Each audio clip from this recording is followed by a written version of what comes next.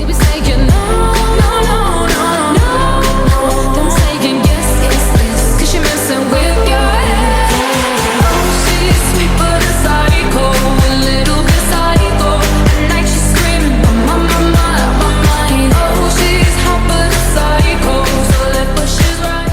Assalamualaikum warahmatullahi wabarakatuh. Kami dari kelompok 4 akan memberikan tentang Kerajaan Mataram Kuno. Kerajaan Mataram Kuno didirikan pada tahun 732 Masehi oleh Raja Sanjaya dari dinasti Sanjaya.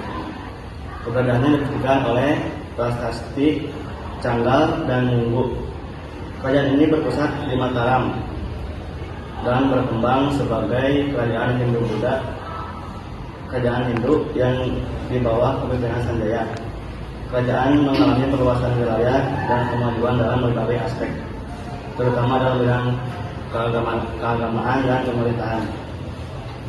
Kerajaan Mataram Kuno atau yang bisa disebut Kerajaan Medan adalah kerajaan Hindu-Buddha yang berkembang di Jawa Tengah sekitar abad 8 sampai 11 Masehi dan berpindah ke Jawa Timur pada abad 10. Kenapa namanya Mataram Kuno? Kata Mataram sendiri diambil dari bahasa Kuta, Mater, yang memiliki arti sebagai ibu. Banyak sejarawan yang mendeskripsikan Kerajaan Mataram Kuno sebagai bentuk personifikasi yang melambangkan kehidupan alam dan lingkungan. Raja-raja yang pernah memerintah Kerajaan Mataram Kuno periode Jawa Tengah diantaranya yaitu Raja Sanjaya, pendiri dinasti Sanjaya, Rakai Panangkaran Putra Sanjaya, Rakai Waras, Rakai Garung, Rakai Tingkatan, Rakai Kayuwangi, dan Rakai Watukara yang Bugong. Setelah itu pusat kerajaan berpindah ke Jawa Timur pada masa Empu Sindok. Raja-raja yang memerintah Kerajaan Mataram Kuno periode Jawa Timur. 1 ada Empu Sindok tahun 1929 Masehi, memindahkan pusat kerajaan ke Jawa Timur, mendirikan dinasti Isyana. Kedua, Sri Isyana Tunggawijaya. Putri Empu Sindok memerintah bersama suaminya Sri Lokapala. Yang ketiga, Sri Makuwatawangsa Dardahana, anak Sri Isyana Tunggawijaya. Yang keempat, Dharmawangsa Teguh, raja terakhir Mataram Kuno. Latar belakang Kerajaan Mataram Kuno. Sanjaya mendirikan kerajaan setelah menaklukkan musuh-musuh sangat penguasa kerajaan Galuh. Pusat kerajaan Galuh dihancurkan sehingga Sanjaya memilih mendirikan kerajaan baru Gendang. Dan Sanjaya membangun kerajaan baru karena percaya bahwa istana yang telah diserbu telah hancur, musuh sudah hilang uangnya.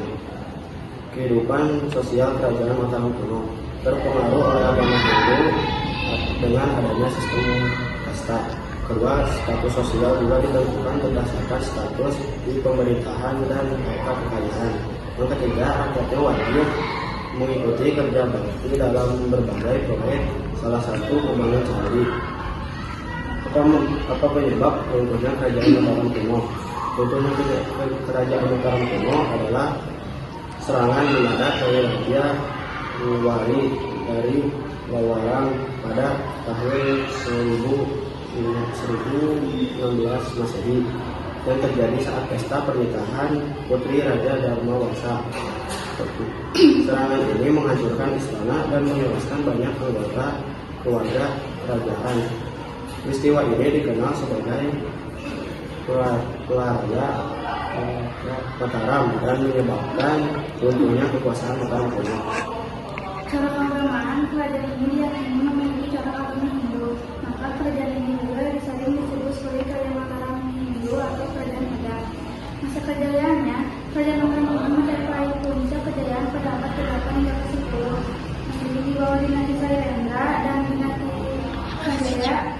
Dinasti Sailendra membangun Candi Borobudur, sedangkan dinasti Sanjaya membangun Candi Prambanan.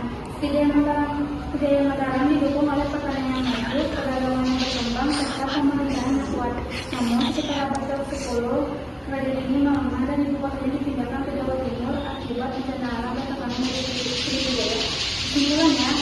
Kerajaan Mataram kuno adalah salah satu kerajaan besar yang pernah berdiri di Indonesia. Kerajaan ini memberikan kontribusi yang signifikan terhadap perkembangan seni, budaya, dan agama di Nusantara. Peninggalan-peninggalannya yang megah masih dapat kita saksikan hingga saat ini, menjadi bukti kejayaan masa lalu bangsa Indonesia.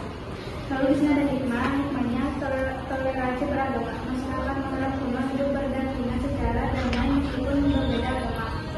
Kegiatan dalam membangun candi-candi megah seperti Prambanan dan Borobudur membutuhkan kegigihan dan kerja keras. Kreatif dan inovasi masyarakat Mataram kuno memiliki kreativitas dan inovasi yang tinggi dalam berbagai bidang. Persatuan dan persatuan. Persatuan dan persatuan adalah kunci untuk mencapai puncak kejayaan. Kepemimpinan yang bijaksana, kepemimpinan yang bijaksana dan adil dalam menjadi kemajuan bangsa. Contohnya seperti aliran sungai yang mengalir, keberagaman dalam suatu masyarakat harus